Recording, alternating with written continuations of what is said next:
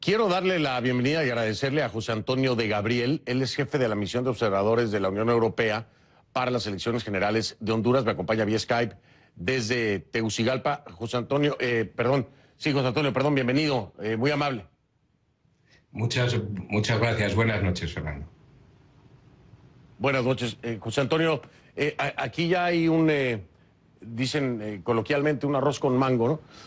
Vaya, las declaraciones de OEA en algún punto parecen contradecir a las de la misión de observadores de la Unión Europea, y a esto se suman declaraciones que hace Salvador Narrala, que no le cuesta mucho trabajo. Yo me veo obligado a darte un derecho a réplica porque ayer Salvador Narrala se refirió directamente a tu persona. No sé si lo pudiste ver, por si las dudas, te voy a poner el sonido de lo que dijo Salvador Narrala aquí en el programa, para que entonces tú respondas a esto, porque bueno, en el justo balance, pues hay que dar el derecho a réplica. Así que le pido a la producción, vamos a poner el sonido de Salvador Narrala y escuchamos la reacción de José Antonio. Cuando he hablado con la Unión Europea, he hablado con un señor de barba, creo que es español, que ya estuvo en el fraude del 2013, que obviamente no tiene por qué saber la parte tecnológica. Así que me gustó mucho que la señora portuguesa Marisa Matías hiciera hoy una aclaración sobre el error cometido por su subalterno que se quedó en Tegucigalpa. ¿Estás hablándome de José Antonio de Gabriel? ¿Sería él? Correcto, José Antonio de Gabriel. José Antonio de Gabriel, un señor de lentes, de barba, español.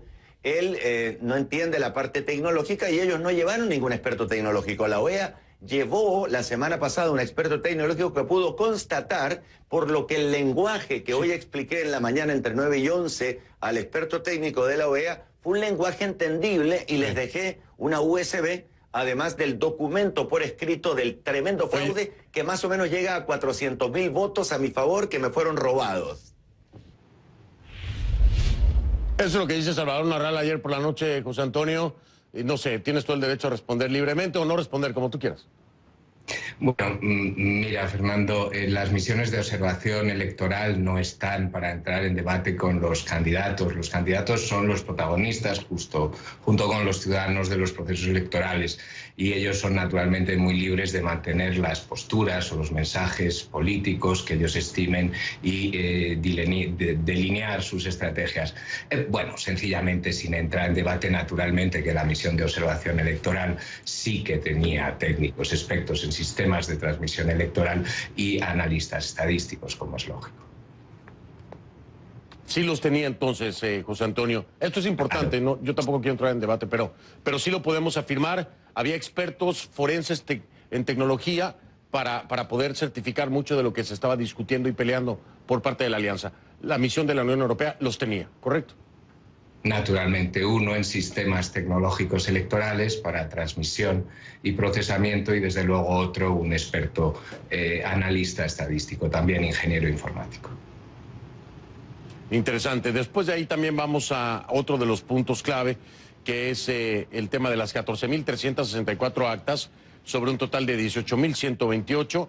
No recibieron copia de las actas restantes, pero en el cotejo, en muestra aleatoria de las copias de las actas, ustedes dicen no presentar prácticamente ninguna diferencia. ¿Esto se mantiene igual? Naturalmente, es decir, cuando la Alianza nos entregó sus actas, nosotros lo primero que hicimos fue cotejarlas, evidentemente, con aquellas actas que están publicadas en la página web del Tribunal Supremo Electoral, que es público y de muy fácil acceso, y donde están publicadas el 100% de las actas en los 3 niveles selectivos. El resultado de esta comprobación fue un resultado de identidad entre las actas que ellos nos habían dado y las actas que estaban publicadas en la página web del Tribunal Supremo Electoral. Además de eso, la misión naturalmente había comprobado, había cotejado las actas de las mesas electorales cuyo cierre nuestros observadores observaron en toda la República de Honduras. Y el resultado también fue de una identidad. Bien, ahora, interesante, José Antonio, entender, primero, ¿cuáles serían los puntos de coincidencia por parte de la misión de observadores de la Unión Europea con la misión de observadores de la Organización de Estados Americanos, después de que dan cada uno su reporte ¿Cuáles son los puntos de coincidencia de una y de otra? Hombre, a mí me gusta poco referirme al trabajo de otras organizaciones amigas y profesionales con las que trabajamos en muchos países en las cuales observamos juntos. Desde luego yo creo que un elemento importante es este asunto de las actas. ¿Por qué? Porque el sistema de transparencia hondureño está basado en que los partidos están presentes en todas las mesas electorales, es decir, son gestionadas por los propios partidos. Y al final de los escrutinios, que son naturalmente observados por los representantes de todos estos partidos, cada representante recibe una copia de los resultados, es decir, una copia del acta. Sí. Y el original es transmitido o transportado físicamente hasta Tegucigalpa. Entonces, lo que se trata es de publicar estas actas y de que los partidos puedan compararlas con sus copias. Nuestros observadores, al igual que los observadores de la Organización de Estados Americanos, sí que verificaron que la presencia en la práctica totalidad de las mesas receptoras de voto de representantes de los tres grandes partidos, de los tres que obtuvieron mejores resultados, que fueron el Partido Nacional, el Partido Liberal y la Alianza. Ya, ahora, en este sentido, dentro de las, no sé cómo las califiquen ustedes, irregularidades o incidencias que pudieron detectar hoy por hoy, para ustedes, ¿es necesario el realizar una nueva elección por falta de certeza, como lo plantea la Organización de Estados Americanos? Y se los pregunto a ustedes, no en comparación con el trabajo de OEA, sino en conclusión, como observadores. ¿O te parece que hay los elementos suficientes, de acuerdo a toda la observación y los elementos con los que ustedes cuentan, para decir, fue una elección cerrada, una elección con incidencias, pero no llegamos a comprobar un fraude? ¿Qué me puedes decir? Sé que es muy difícil desde su postura, José Antonio. Sí, gracias, Fernando. Yo creo que es muy importante en el trabajo de observación electoral saber que el proceso electoral es algo muy complejo, muy largo y con muchas etapas. Naturalmente que hay flaquezas y esas fueron expresadas en el informe preliminar que presentó la misión 2 días después de las elecciones, el día 28. Allí se constataba, por ejemplo, algo tan importante como una grave divergencia, una grave diferencia en el acceso a los medios de comunicación entre el candidato Juan Orlando Hernández y el resto de los candidatos presidenciales. En favor del primero, claramente. También se señalaban algunos elementos que habían generado desconfianza en el proceso electoral o en el gestor de las elecciones, en el Tribunal Supremo Electoral, y que venían de atrás.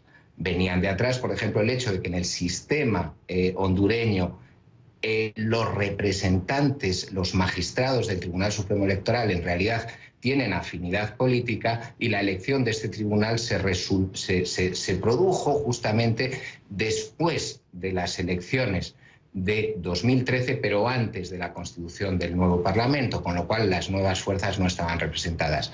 Hay otros elementos que han tenido importancia o que han tenido relevancia en la percepción del tribunal.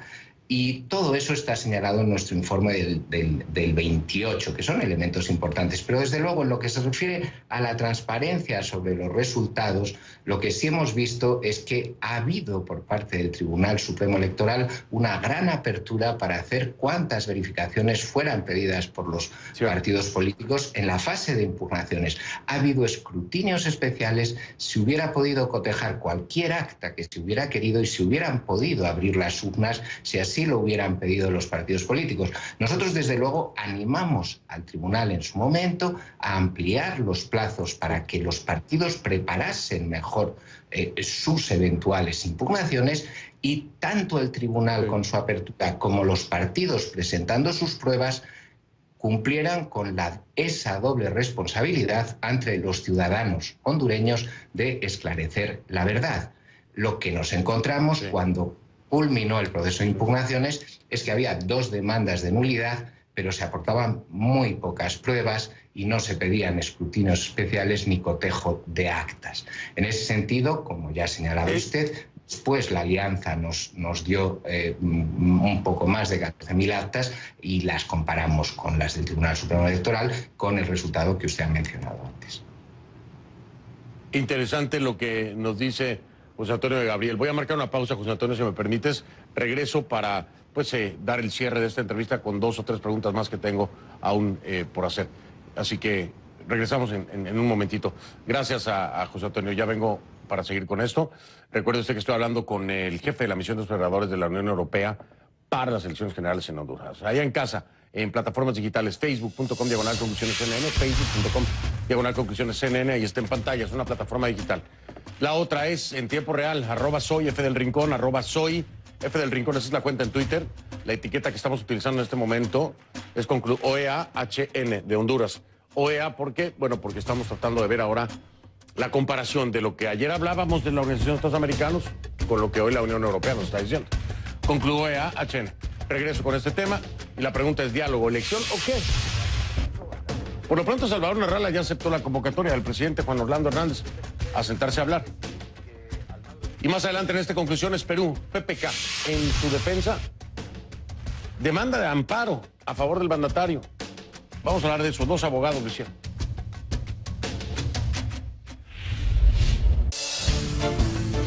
Conclusiones es patrocinado por